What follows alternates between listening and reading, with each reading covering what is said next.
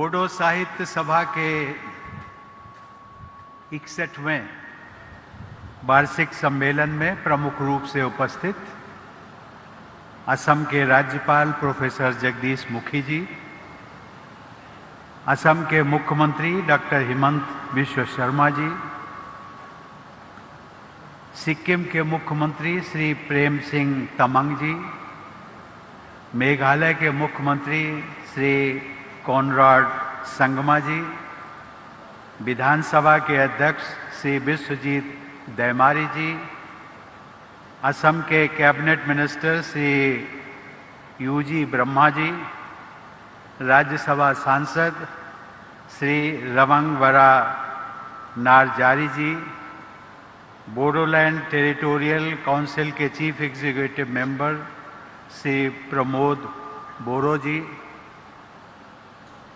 साहित्य सभा के सम्मेलन के अध्यक्ष श्री तोरेन बोरो जी, बोडो साहित्य सभा के महासचिव श्री प्रशांत बोरो जी, ऑल बोडो स्टूडेंट्स यूनियन के अध्यक्ष श्री दीपेन बोरो जी, अन्य विशिष्ट अतिथिगण, इस पंडाल में उपस्थित सभी देवियों, सज्जनों और नौजवान साथियों, खुलुमबाय।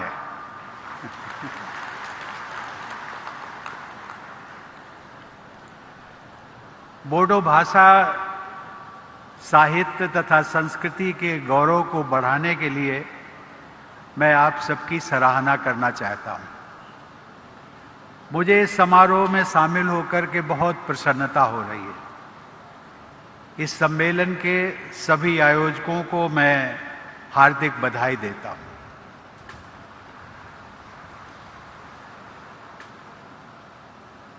और इस सम्मेलन में जो आप लोग आए हैं, आने वालों का अभी तांता लगा हुआ है। मैं बाएं तरफ अपने देख रहा था कि अभी भी लोग आ रहे हैं और मुझे लगता है कि जाने वाले कम है, आने वाले अधिक है। एक चीज मैंने और ऑब्जर्व की, बाएं हाथ पर जो बैरिकेड्स लगे हुए हैं, प्रातः जब कार्यक्रम शुरू हुआ तो बैरिकेड्स के बीच में, बैरिकेड से आगे हट करके बहुत सारा गैप था और पश्चात में देखता गया कि लोग आते गए और विशेष करके हमारी बहनों, बेटियों में इतना उत्साह दिखा कि उनको, जो हमारे वॉलंटियर्स थे, उन्होंने बैरिकेड्स को क्रॉस करके उन हमारी बहनों और बेटियों को आगे बिठाया। ये एक मैं दृश्य आपके सामने रख रहा हूं कि बोडो भाषा साहित्य सम्मेलन जो आयोजन हो रहा है, उस आयोजन के प्रति लोगों में आकर्षण कितना है।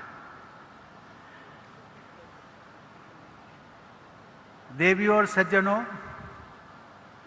मुझे बताया गया है कि असम में लगभग 35 लाख लोग बोडो भाषा बोलते हैं। असम के अलावा बोडो भाषा बोलने वाले लोग पश्चिम बंगाल, मेघालय, अरुणाचल प्रदेश, सिक्किम, नागालैंड और त्रिपुरा और यहां तक कि बांग्लादेश और नेपाल में भी निवास करते हैं। अब ये साहित्य और भाषा हमेशा लोगों को जोड़ती है, लोगों के दिलों को जोड़ती है। और वो ऐसी कौन सी बातें हैं भाषा में होती हैं जो अपनापन होता है, और वो अपनापन आज न जाने हमारे समकक्ष जो प्रदेश जिनका मैंने नाम लिया, पश्चिम बंगाल, मेघालय, अरुणाचल, सिक्किम, नागालैंड, त्रिपुरा, और विदेशों से, बांग्लादेश और नेपाल से भी यहाँ पर कुछ प्रतिनिधिगण आए हैं। ये कितना आकर्षण है, जो कि भाषा, बोडो भाषा विदेशों से भी लोगों को यहाँ पर खींच लाई है। और इसलिए मैं साहित्य सभा के आयोजनों को मैं बार बार सराहना करता हूँ और उनको बधाई देता हूँ।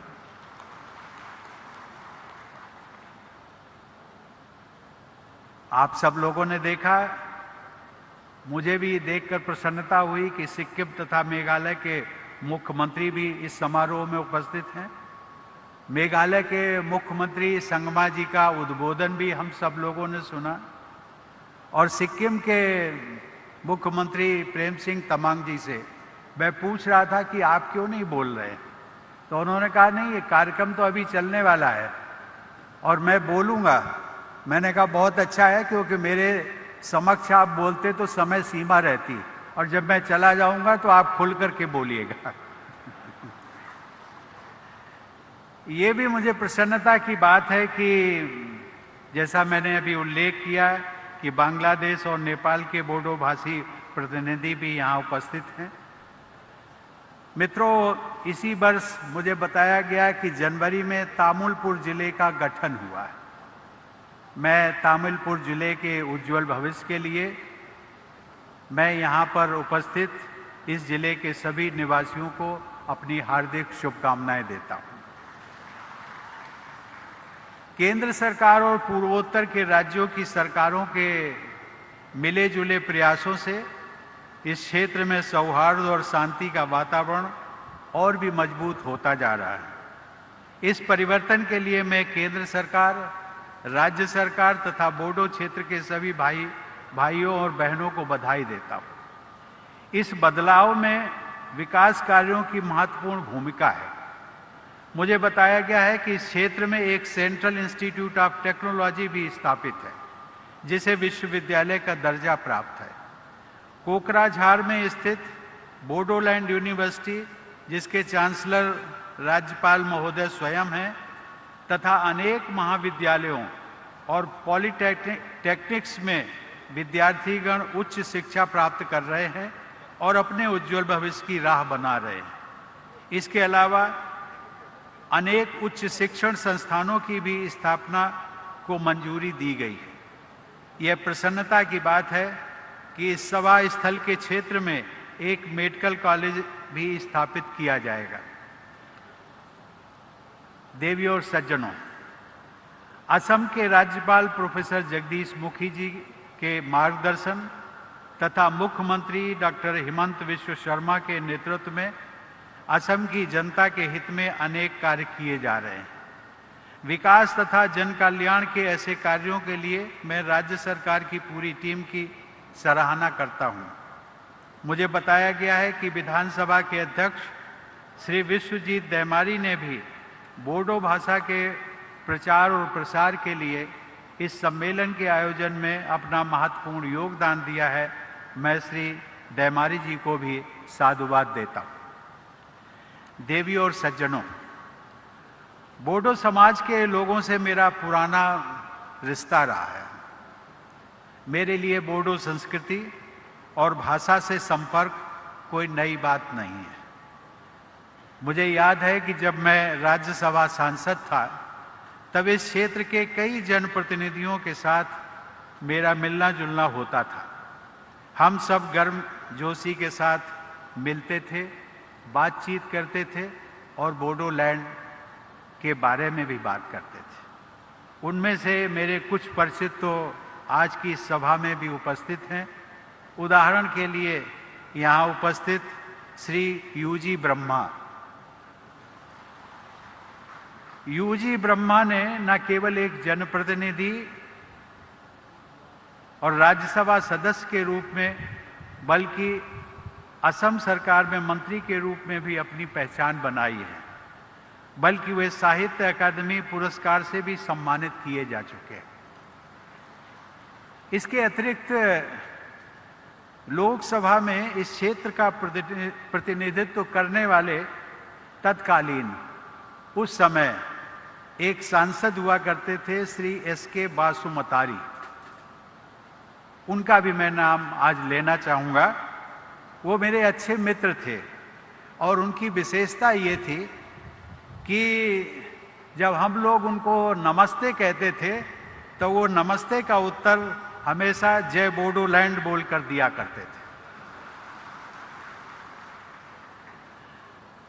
देवियों और सज्जनों, मुख्यमंत्री जी ने अभी कहा कि सामान्यतया राष्ट्रपति किसी राज्य में 3 महीने के अंतराल में नहीं आते हैं।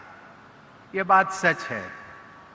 ऐसा नहीं है कि राष्ट्रपति को आना किसी राज्य में अच्छा नहीं लगता है, लेकिन कुछ मर्यादाएं भी होती हैं और उन मर्यादाओं के कारण संभवतः आना संभव नहीं हो पाता है। लेकिन मैं मुख्यमंत्री जी, आपका, असम के लोगों का, उनमें बोडो लैंड के भी टेरिटोरियल काउंसिल के लोगों का जो मुझे प्यार और सम्मान बीच बीच में मिलता रहता है, वो मुझे बार बार खींच भी लाता है और इसीलिए मैं 3 महीने के अंतराल में दोबारा फिर आ गया। मित्रों, मेरा ध्यान इस बात पर भी गया कि मई का महीना बोडो भाई बहनों के लिए अत्यंत महत्वपूर्ण होता है। हर साल 1 मई को आप सब बोडोफा उपेंद्र नाथ ब्रह्मा जी की पुण्यतिथि मनाते हैं, जो आज से 3 दिन पहले ही थी। बोडोफा ने जियो और जीने दो का जो महान संदेश था, उसको प्रसारित किया था। बोडो आत्मगौरव के प्रति सचेत रहते हुए सभी समुदायों के साथ सद्भाव बनाए रखने का बोडोफा का संदेश हम सभी के लिए एक मंत्र जैसा है। मैं उनके संदेश को उन्हीं के शब्दों में ठीक ठाक तो नहीं कह सकता, लेकिन उनके संदेश को बोडो भाषा में दोहराने का प्रयास जरूर करूंगा। उन्होंने कहा था, थांग आरो थाना नहीं थानोहा। देवियों और सज्जनों, शिक्षा के माध्यम के रूप में बोडो भाषा को मान्यता देने का उत्सव वर्ष 1963 से प्रतिवर्ष 18 मई को मनाया जाता है। आज से लगभग 15 दिन बाद आप सब वह उत्सव भी मनाएंगे। उस महत्वपूर्ण उत्सव की मैं आप सबको अग्रिम बधाई भी देता हूं। देवियों और सज्जनों, बोडो भाषा साहित्य तथा संस्कृति के उत्थान हेतु लगभग 70 वर्षों से अमूल्य योगदान देने के लिए बोडो साहित्य सभा का प्रयास उल्लेखनीय है। सभा के संस्थापक अध्यक्ष स्वर्गीय जयभद्र हागजेर तथा महासचिव सोनाराम थाउसेन ने बोडो भाषा के महत्व और मान्यता में वृद्धि करने के लिए सराहनीय प्रयास किए थे। स्कूली शिक्षा के माध्यम के रूप में बोडो भाषा के प्रयोग को स्वीकृति दिलाने तथा उच्च शिक्षा में बोडो भाषा को स्थान दिलाने जैसे प्रयासों में बोडो साहित्य सभा ने अग्रणी भूमिका निभाई। आप लोगों के प्रयास के फलस्वरूप बोडो भाषा को असम राज्य की एसोसिएट ऑफिशियल लैंग्वेज का दर्जा भी प्राप्त हुआ है। बोडो भाषा और साहित्य को आगे बढ़ाने वाले महानुभावों का इतिहास बहुत प्रेरणादायक है। 20वीं सदी के आरंभ में बोडो पुनर्जागरण के जनक गुरुदेव श्री कालीचरण ब्रह्मा ने समाज में व्याप्त कुरीतियों को दूर करने के प्रयासों के साथ साथ आधुनिक शिक्षा व सांस्कृतिक चेतना का भी प्रसार किया था। श्री रूपनाथ ब्रह्मा ने बोडो पुनर्जागरण की धारा को आगे बढ़ाते हुए बोडो भाषा और साहित्य को समृद्ध किया। बोडो भाषा और साहित्य के विकास में बीबर नामक पत्रिका का भी बहुत महत्वपूर्ण योगदान माना जाता है, जिसका प्रकाशन आज से लगभग 100 वर्ष पहले सन 1924 में शुरू हुआ था। उसके संपादक श्री सतीश चंद्र बासुमतारी ने उस पत्रिका के माध्यम से बोडो समाज, भाषा और साहित्य में एक नई जागृति उत्पन्न की थी। देवियों और सज्जनों, श्री मदाराम ब्रह्मा ने बोडो नाटक और कविता के साथ साथ शिक्षा और समाज सुधार के क्षेत्र में अपनी छाप छोड़ी थी। पद्मश्री का सम्मान प्राप्त करने वाले बोडो समुदाय के प्रथम व्यक्ति के रूप में उनका विशेष स्थान है। साहित्य अकादमी पुरस्कार से सम्मानित श्री विजेंद्र कुमार ब्रह्मा बोडो साहित्य सभा के अध्यक्ष भी रहे। प्रखर सामाजिक चेतना से युक्त साहित्य की रचना करने वाले तथा बोडो साहित्य सभा के पूर्व अध्यक्ष डॉक्टर कामेश्वर ब्रह्मा को सन 2016 में पद्मश्री से सम्मानित किया गया था। सन 2005 में साहित्य अकादमी पुरस्कार से सम्मानित डॉक्टर मंगल सिंह हाजोवरी को वर्ष 2021 के लिए पद्मश्री से अलंकृत करने का सुअवसर मुझे भी प्राप्त हुआ था। इस संदर्भ में मैं ये भी कहना चाहूँगा कि मंगल सिंह हाजोवरी और नीलकमल ब्रह्मा जैसे अनेक बोडो रचनाकारों ने पर्यावरण को बचाने की चिंता से प्रेरित रचनाएं की हैं। मानवता के समक्ष उपस्थित ऐसी गंभीर चुनौती के विषय पर लेखन करना बोडो साहित्य की प्रासंगिकता का प्रभावशाली उदाहरण है। बोडो साहित्य को अनेक रचनाकारों ने समृद्ध किया है, जिनमें से समय के अभाव के कारण कुछ नामों का ही मैंने उल्लेख किया है। देवियों और सज्जनों, बोडो और असमिया भाषाओं और संस्कृतियों के बीच सौहार्द के उदाहरण के रूप में मैं श्री सीतानाथ ब्रह्मा चौधरी का भी उल्लेख करना चाहूँगा। वे बोडो और असमिया दोनों ही भाषाओं में उत्कृष्ट लेखन करते थे। वे असम साहित्य सभा के अध्यक्ष चुने गए। यही नहीं, उनके नाम पर असम साहित्य सभा द्वारा सीतानाथ ब्रह्मा चौधरी पुरस्कार भी दिया जाता है। बोडो अस्मिता तथा अन्य समुदायों के साथ सौहार्दपूर्ण सह अस्तित्व का आदर्श सीतानाथ ब्रह्मा चौधरी के जीवन और कृतियों में भी देखा जा सकता है। बोडो भाषा की रचनाओं के आधार पर अब तक 17 रचनाकारों को साहित्य अकादमी पुरस्कार प्रदान किए जा चुके। मैंने देखा है कि उनमें 10 पुरस्कार कविता की पुस्तकों के आधार पर दिए गए। इससे बोडो रचनाकारों में कविता के प्रति स्वाभाविक रुझान का अनुमान दिखाई पड़ता है।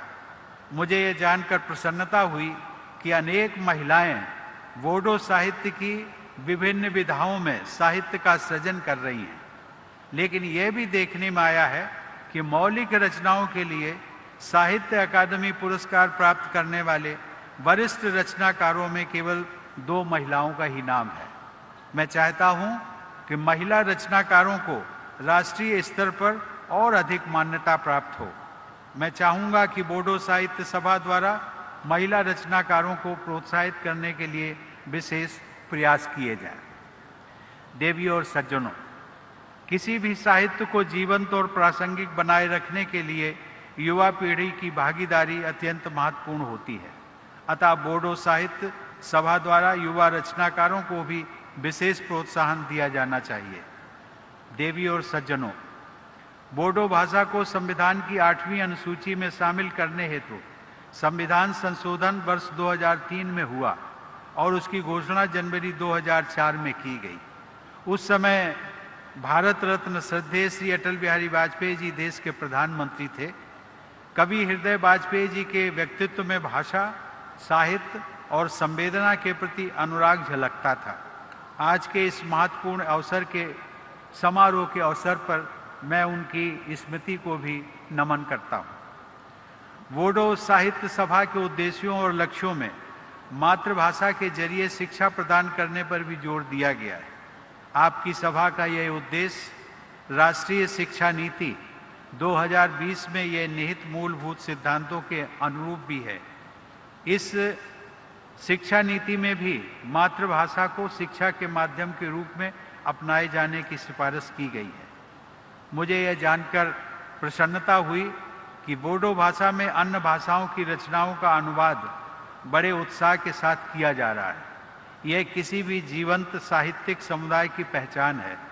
मुझे विश्वास है कि ऐसे अनूदित साहित्य से बोडो भाषा के पाठकों को अन्य भारतीय भाषाओं के साथ साथ विश्व साहित्य से परिचित होने का अवसर मिलेगा। मुझे यह भी जानकर प्रसन्नता हुई कि साहित्य अकादमी, संगीत नाटक अकादमी, ललित कला अकादमी, केंद्रीय हिंदी निदेशालय, भारतीय भाषा संस्थान तथा वैज्ञानिक एवं तकनीकी शब्दावली आयोग जैसे केंद्र सरकार के संस्थान बोडो भाषा के प्रसार में अपना महत्वपूर्ण योगदान दे रहे हैं। मित्रों, भाषा भाषा होती है। जैसा कि मैंने पहले भी उल्लेख किया, चाहे वो व्यक्ति विशेष की भाषा हो या व्यक्तियों के समुदाय की भाषा। भाषा, स्थानीय भाषा, उस भाषा को प्रोटेक्शन, संरक्षण देना, उसका प्रचार और प्रसार करना, ये समाज की भी जिम्मेदारी है और सरकारों की भी जिम्मेदारी है। और मैं चाहूँगा मुख्यमंत्री जी, बोडो भाषा के प्रचार और प्रसार के लिए जितना भी प्रयास हो वो आपकी सरकार करे, मैं ऐसी अपेक्षा भी करता हूँ। अंत में मैं बोडो भाषा से जुड़े सभी लोगों को ये शुभकामना देता हूँ कि बोडो भाषा खूब फले फूले बोरो राव गे वालान थो। धन्यवाद। जय हिंद।